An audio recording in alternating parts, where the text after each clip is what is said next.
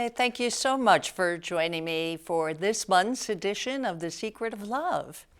And today I have a special guest, a friend and colleague who came down from Massachusetts to tell her story. Because the last time we were talking about really the before and afters of people who have gained an understanding for themselves about how we're really living in an inside-out world. And through all of these weeks or months that we've been talking about this, you've seen it in different ways. And through the holiday season last time, and talking about the book called The Secret of Love, and different people who really turn their lives around and turn their relationships around from this understanding. And first, though, I want to thank the listening audience for the people who had called in and said they really liked the show. It's always great to hear that it's having an impact and people are being touched by what they're hearing. Remember, it's not what we say, it's what you hear. It's the insights that you have as you just sit back and listen. So without any further ado, I'd like to introduce to you Jill Whalen, who is the author of Victim of Thought, Seeing Through the Illusion of Anxiety. And Jill has, I feel, a remarkable story. You know, this is the time of year when people are making New Year's resolutions and they make a decision that they're finally going to lose the weight they've wanted to lose, or drink less, or not drink at all, or stop gambling. So people have the best of intentions, and then somewhere along the line, things begin to fall apart. So that's what we're going to be talking about today, so that you can really have what you want in your life and sustain it. So, Jill, tell us what the before picture was like for Jill. And the other thing I didn't mention is your blog. I love the name of it. You call it, What Did You Do with Jill? Yeah. What did you do with Jill? Because of the change that happened in me. So the before was, I had my own business doing website marketing stuff for like 17 years. And I was drinking a lot, eating too much, eating unhealthfully, not exercising. I used to think, exercise and vegetables I was allergic to. I used to say, and I thought that was cute, which was fine when you're young, but as you get older. I kept realizing I probably should lose weight, or do some more exercise or something, but it took me a few years, and then I started to see other people that I knew had done it, and I thought, well, if they could do it, I can do it.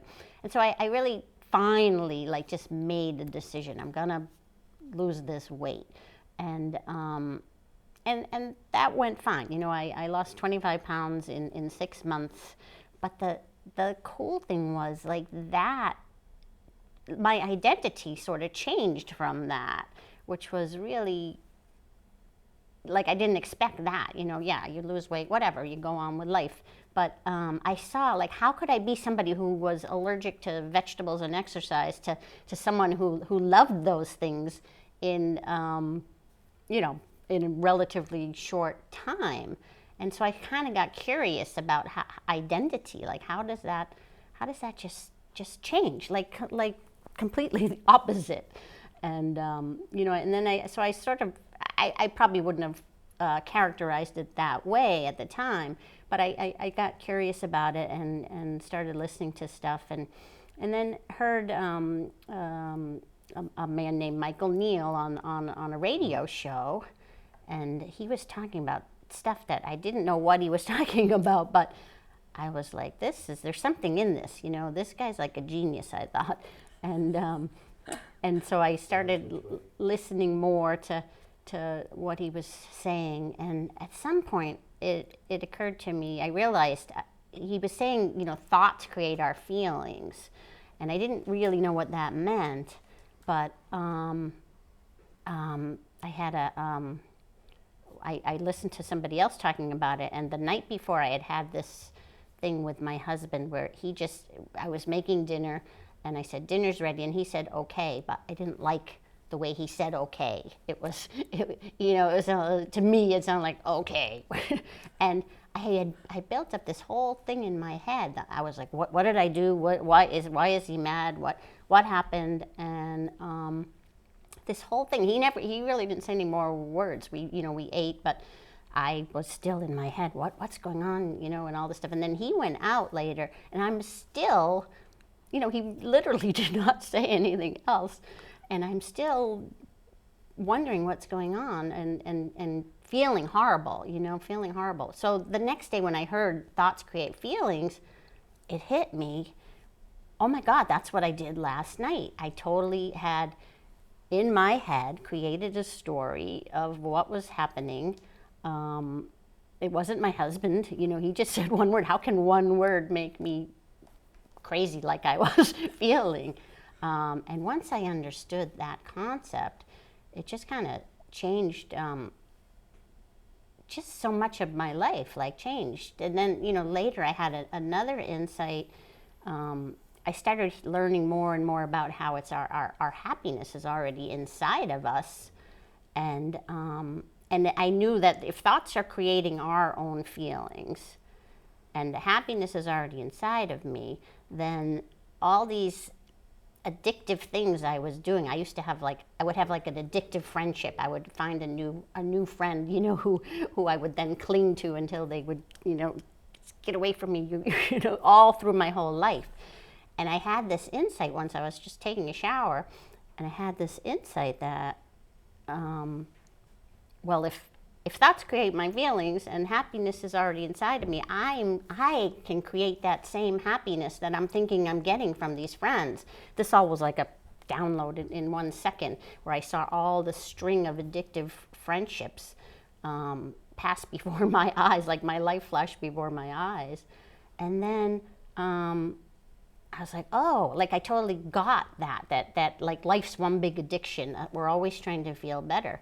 But the interesting thing with that was my insight really didn't have anything to do with alcohol. I was still drinking a bit, not as much because I had gotten a little more healthy, but I still was drinking.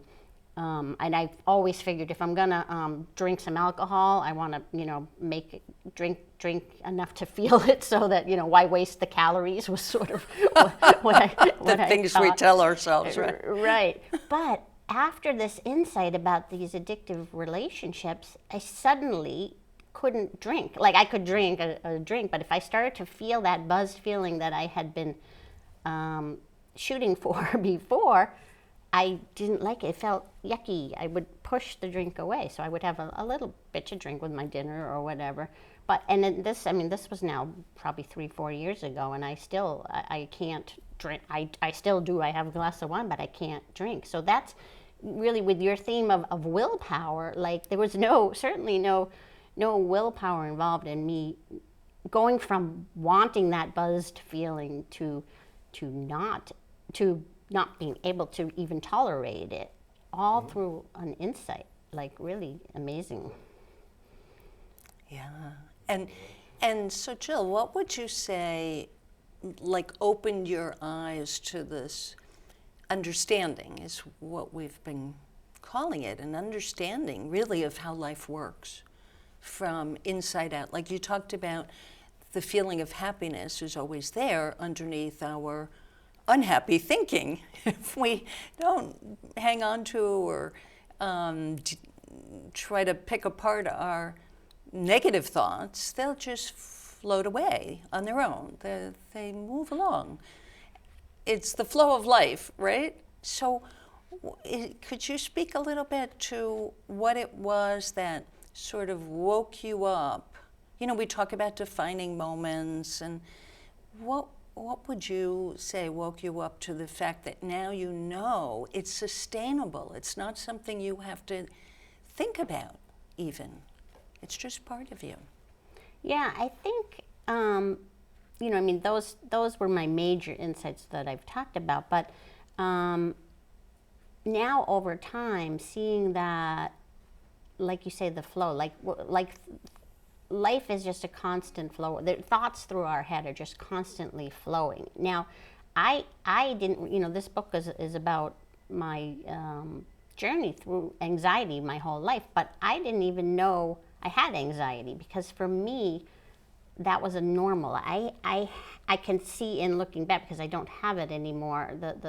I had what I think of as this like giant ball of thoughts buzzing in the back of my head constantly my whole life. So it made me afraid of what's going to come around the corner next to scare me, and it was just this buzz, and it was fun. I was basically still a happy person who didn't know that I had these fears or this anxiety, these millions and millions of thoughts, layers and layers, just buzzing inside of me, until they were gone, and that again, that just disappeared when I understood. I mean, I couldn't even describe. I don't know why. But now my head is generally clear. I have thoughts, of course, but they just come and go more. But before, when I had that ball of anxiety inside of me, everything would just get stuck, I guess. I mean, still, obviously it flowed. So now I can still get anxious if stuff's happening that seems not so nice in my life. I will have thoughts about it and feel some anxiety. Oops, touching my mic. Feel some anxiety, but because I know it's thoughts. I know what it's made of. There's nothing solid about it. It's no longer this seemingly solid ball. So it ends up just passing. I don't give it a second thought. That's what I've really seen as a good way to describe it. Like we always have anxiety, we have anger, we have all these feelings that come throughout our day, and it's only when we like notice it and be like, oh no, I'm getting anxious again, or I shouldn't be angry. That's not good, And then we beat ourselves up and do all kinds of things in our minds about it, and those second, third, fourth, 10th thoughts are what are really causing us the struggle and the suffering. Yeah, it makes it so much worse. Mm-hmm. And same for me. I mean, before I ever heard anything about what has been called an inside-out understanding, or the 3 principles of mind, thought, and consciousness, or health realization. It's had many, many names, but always coming back to the fact that we're always feeling our thinking. We cannot feel another person. We cannot feel an event unless it's in our thinking, unless it's in our mind, right? Yeah. There could be kids singing outside and frolicking and playing and having a blast, but if we don't hear it or see it, it doesn't exist for us. The only thing that exists is what we are thinking about in the moment. I mean, when I caught wind of that, and it's not just like you catch wind of it and you've got it always. You forget. We all get caught up in our thinking. But knowing that that's how it works, it's a lifesaver. It's a total game changer. Because at some point, you realize, wow, I just got caught up. It feels bad. The bad feeling lets us know that we just got caught up in our thinking. It's not even happening right now. How many times, that's really the definition of worry. I love Mark Twain's quote, "I've had many problems in my life, most of which never happened." Mm-hmm. Mm-hmm. Right? Yep. That's the definition of worry, that we get anxious and upset and come off of our diet plan when we're caught up in our thinking. But boy, if you remember that it's just what's going on inside of us, it's just our momentary experience. And it is momentary if we don't clutch onto it and And really, when back to the food thing, if we're talking about resolutions and diets and things, most of why people are, they turn to food to feel better. Right. And so that's why their willpower isn't working for them. So because they're okay, I can overcome this or whatever, but because they think their happiness is coming from food or the eating of the food or a certain type of food, that's how they've always got their good feelings, they believe, because their mother would give it to them to quiet them down or whatever, and their peace of mind they thought would come from that. But again, when you see that those feelings of happiness or peace don't come from food, they're in you, you're creating them via your thoughts in the moment. You can create those same feelings without the food, without the alcohol, without whatever. Yeah. And then you just know what to eat. Like you just eat, I've maintained my weight through, it's been 5 years now, and I don't think about it. Like I get to eat dessert if I feel like it, but I listen to my body and just, I'm not looking for my peace of mind from any food or drink or whatever else. And it's not a struggle. It's nothing. It's not a big deal. That is such an important point, honestly, right? To know where your feelings are coming from. They're not coming from the substance. That's how every habit begins. It's in The Secret of Love, in fact, that every habit begins with an innocent desire to self-soothe, to help ourselves feel better. It's so innocent to begin with. But then when you wake up to the fact that it's not in the piece of cake, the good feeling. It's we're feeling good because we're telling ourselves that it's in the piece of cake. It really isn't. Mm-hmm. It's such an interesting realization to me that continues to deepen, right? Through the years, the 5 years that you've been exposed to this, and you do a blog about it and you wrote a book about it, it just gets, you see it more and more. Because you see it everywhere, in everything. Even like the weather, I've had clients say to me, well, I don't, the weather is the weather. That's not coming from my thinking. But what about the fact that, the day that you're wanting to clean out closets and it rains and you're so happy because you're thinking, now I get to clean out closets, versus the day that it rains and you wanted to play golf. It's same weather, same circumstance, same situation. It's all always how we're thinking about it. Yeah. And so few people realize that. I certainly didn't. I just went about my life as though whatever I thought was everything, it was reality, it was the real deal. Mm-hmm. Yeah, the weather is a great one, because that even people who sort of have this understanding, that one becomes tricky, because like you say, it's real. Yes, it's raining out, but it's our experience of that rain. Some people love rain, some and we've had pretty yucky weather lately here, and so it's easy to get caught up and think, oh, this weather is making me gloomy, sad, or whatever. But it can't. It doesn't have the power. And neither can other people, and neither can situations, that's what's so powerful. Like nothing, we're no longer a victim of circumstance when we get this. Nothing can touch us. And it doesn't mean life's not going to happen. And this is a critical piece of this, because people think, oh, I'll learn this and then I'll always be happy.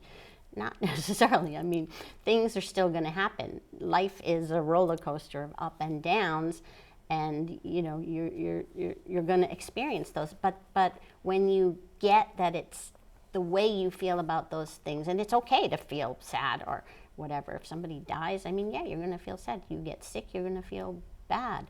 But it's just your experience of that comes from within inside of you, from your own thoughts in the moment, and that's so freeing, because now you're not a a victim, a puppet, or you're not being dragged around by the nose unknowingly by anything that can happen, by the weather. Like, that would stink if the weather could really make us sad.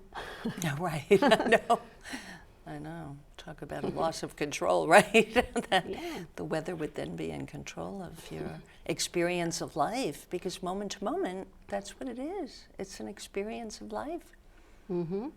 And other people, I mean, to realize that other people can't make you happy or sad, I mean, because we look to them for our happiness, we look to our family for our happiness, but if those people are making us happy, how come so often they're also seemingly making us sad too, or mad? They're the people we get most emotional with, but it doesn't come from them. It doesn't. And it's just so freeing. And I know to people who don't get this or haven't, had an insight into it, it just sounds so like that can't be right, because we've been brought up to believe that the outside world is what's causing our experience. And it's just worth, I just want people to understand it's just worth exploring. Even if you don't believe it, just like look for evidence. You can find evidence all the time, all the time. We're just creating stories in our minds all day long, every moment of the day. And that's our reality. And that's reality, exactly, right. There isn't just one reality out there. It's everybody's perception of what's going on. Mm-hmm. Yeah, it's a wonderful point. Well, we have a little bit of time. I mean, I love that you touched on other people, that there's such a belief that other people can upset us, or even for kids who are bullied in school, or adults who have a vendetta against a family member for years and years and years because of something that was said that could have been a misunderstanding to begin with. So often I've seen that the person so-called creating this upset in the family member meant something completely different. And also, I've seen couples who got into huge fights over something they don't even remember what the fight was over. Mm-hmm. So that's an enormous phenomenon that when you have this understanding solid, you see it everywhere. It happens everywhere innocently. People are so innocent, they don't realize that they're making it all up. We've got about 5 minutes. Relationships, like with your book, the stories in there are so key. And I see it myself with my relationship. I've been married, 35 years, and this understanding, that's to me where it's the most helpful. Forget about not drinking or anything else, but with relationships, because when you get that your reality, let's call it, I know that sounds weird to people, but when your reality, the way you think, the stuff you like, the things you believe, it's not the same as what your partner thinks and believes, and everyone else in the world. They have their own things, and we know, ours just seems so right and true. Like, it seems like this is truth, and I'll even say, like, your flavor of ice cream. It just seems like how can that not be the best? And but it's for every single thing, and so it's so easy to see how we fight with people and stuff and argue because they just have their own beliefs, and theirs aren't necessarily right, neither are ours. There's really I don't even know if there is a real truth or rightness. But when you get that, you can be a little more compassionate to the way other people think and talk, and keep your own mouth a little shut sometimes. I learned this from a 13-year-old client I had once. Zip it, lock it, and put it in your pocket. Isn't that great? One of my most popular blog posts is something called just keep your mouth shut, something like that. I forget what it's called. Yeah. So you have a vlog also, a video, a YouTube channel. Yeah, yeah. Is it under Jill Whalen? Yep, it's under Jill Whalen, and I've got a lot of short videos, a lot of webinars, all kinds of stuff. I got the book, I got the blog. Yeah.